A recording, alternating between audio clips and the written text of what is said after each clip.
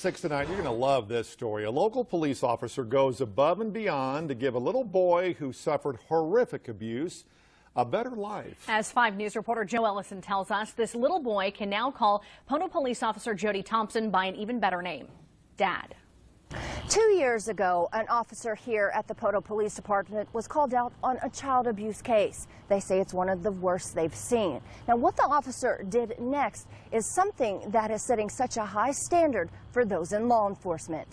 What was the moment that you knew that this was your son? When I seen him in that house, I knew. Pono patrolman Jody Thompson adopted now 10-year-old John Thompson. Back in 2015, the officer took the boy to the hospital and waited by his side as he recovered in the intensive care unit. Investigators say John was bound in a barrel, starved, and they believe at the hands of his biological parents.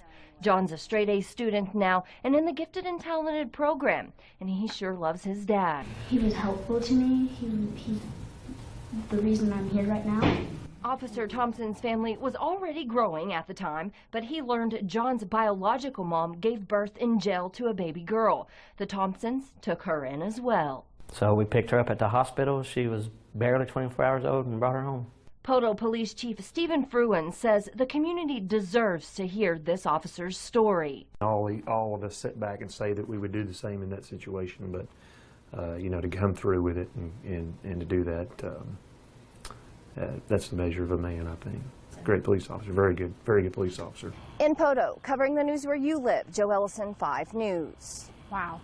Everything that little boy's been through, and he's only 10. Oh, huh? yeah. Yeah.